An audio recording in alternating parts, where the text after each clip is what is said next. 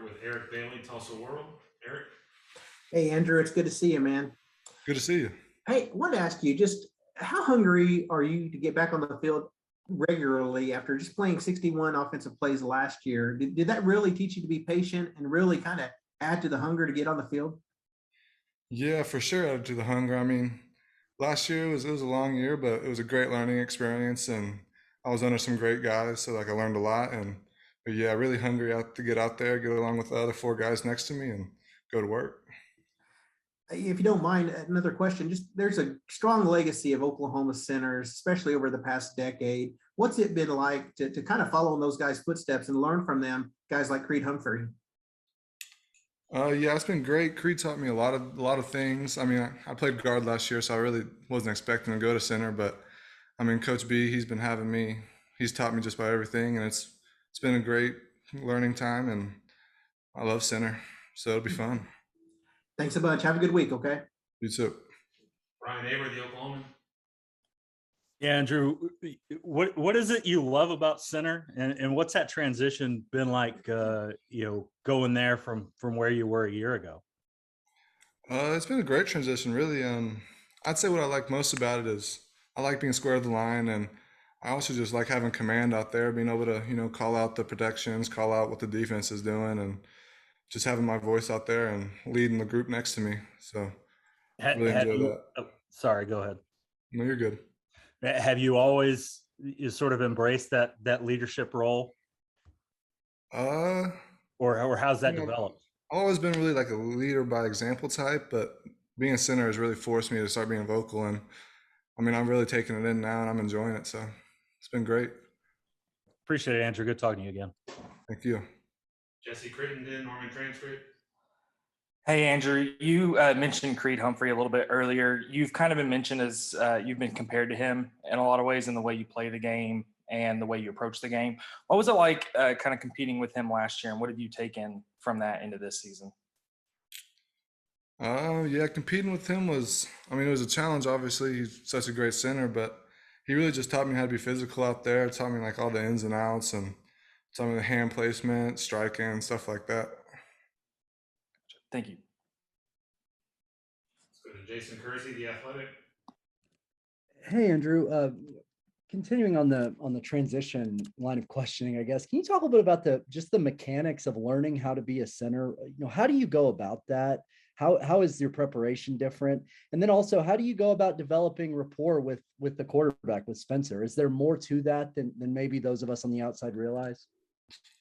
I don't think there's a lot to it, honestly. It's been a pretty good transition. I've really liked it. It hasn't been too difficult, and I mean, I've taken in the offense quite well. And yeah, me and Spencer, we have a great connection back there, and we both lead the offense. So yeah, connections are good. Chemistry on our O line is great, and we're rocking right now. So Bob Prisbillo, Sooner Scoop. Yeah, Andrew, just through these first couple of weeks, how much more comfortable have you been feeling, and how much did it help that you were able to get that final week in spring to sort of let you know this might be where you're going moving forward? Yeah, most definitely. That last week of spring definitely helped me a lot. Helped me over the summer prepare for it as well. But I mean, really, my job's easy whenever I got four guys next to me that are also some goons out there trying to ball. So whenever we got five guys out there finishing, working as hard as they can, in and on and off the field, I mean, stuff's easy for me. Chandler Engelbrecht, OU Daily. Hey, Andrew, I wanted to kind of flip the script here a little bit and ask you about the defense. Through fall camp, through spring, what have you seen from this defensive line? Specifically, what's it like going up against guys like Perrion and Isaiah Thomas? Oh yeah, I mean, I love it honestly. Because we're absolutely at war just about every day. I mean, Perrion, IT, J Red.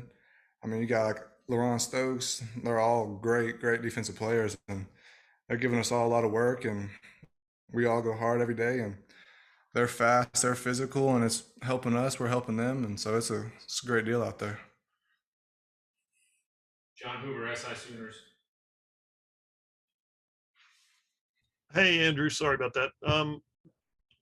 Not that I want you to give us like a rundown of the two deep or anything, but talking to Coach B earlier, there seems to be, it sounds like there's a lot of competition at almost every spot. And I wonder if you could maybe talk about, you mentioned chemistry earlier, talk about the chemistry that exists with maybe certain lineups. Maybe certain lineups do one thing better than another, or certain guys do one thing better than another. And you don't have to name anybody. I'm just saying in general. Yeah, really, we got chemistry going all the way through both first and second group. Because we roll guys in there a lot. There's not really a set group whenever we go out to practice. So really, it's just the fact that we've had pretty much all of our old linemen really buy in, really get in the film, get in the weight room, and we're all hanging out with each other. So like, really, whoever rolls in there, we all mesh pretty well, and it's been looking pretty good. Now, through the years, it sounds like you want 5 offensive linemen who you know who they are, and these 5 guys do this. But what it sounds like is you're saying there's that depth and chemistry. It kind of makes you guys almost interchangeable. Yeah, I guess so. Okay, We got a good idea, but I mean, there's always gonna be competition at O-line, so I got you. never Thank can you. settle. Appreciate Thank it, you. man. Jenny Carlson, the Oklahoman. Hey, Andrew. I think if I remember right, you grew up on a farm. Am I right about that? You all right? Okay. I'm a farm kid myself. So I wanted to ask you from your perspective. I know obviously your Broken Arrow experience is part of your football upbringing, but you're being raised on a farm, small town, all that. How do you think that's impacted, where you are now and ultimately what you hope to do this season? Yeah, being on a farm growing up, I really just taught me how to be tough and taught me hard work. Honestly, I mean, cattle or raising cattle and baling hay and pulling weeds and all that stuff growing up it was great. It was fun, and my dad made me do it for these reasons, to be tough and have a hard work ethic growing up, and it's really stuck with me. So I'd say growing up on a farm has been pretty good for me. How do you see that translating? I mean, I know nobody gets to Division I football without having some work ethic, but for you, what does that look like? Is that an extra hour of film? Is that like, how do you think that translates for you? Yeah, I agree with what you're saying. We're in the film room a lot, but it's not just me. Like I said, we got 10, 15 guys that are all bought in right now. So we get in there as a group. We get in the weight room as a group. So really, it's just, if you have a couple people pushing other people, then the whole group starts pushing people. So that's really how it's been working out.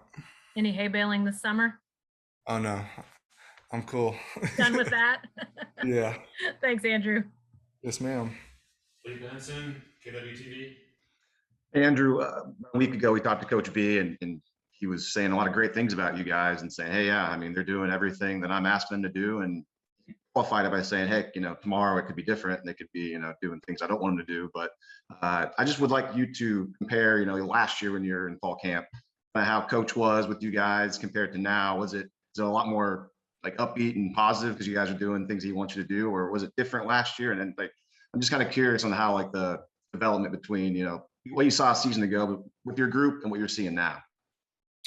Coach B, he always stays consistent with us. So we're always getting pushed and getting coached the same just about every day. But yeah, whenever like I said, we got a bunch of guys right now just working their tail off. So it makes his job a lot easier whenever he isn't having to push us to work, and he can just teach us fundamentals and techniques. And so, yeah, I would say there's been a good difference between last year and this year. There's more just football instead of just harping on people to work and finish plays and stuff like that.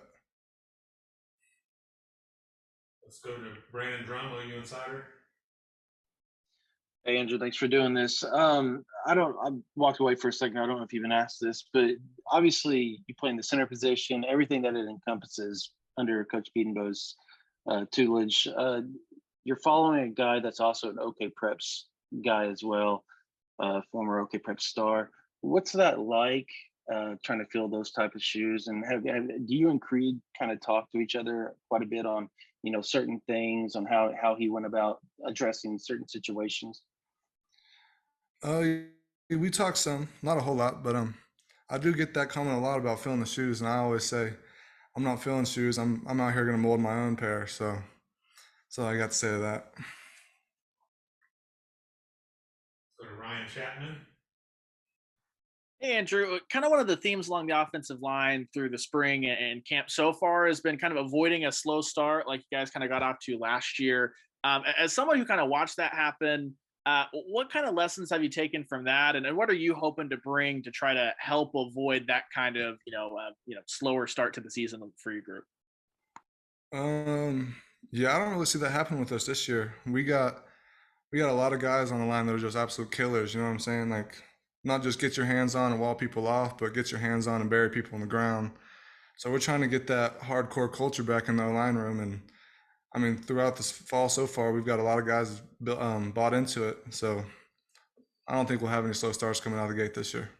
You've got a lot of the same guys really replacing, two starters along the line. Is that just something that some of the guys that are returning themselves had to internalize and come back with a different attitude, or like what's the difference there knowing you've got a lot of similar bodies?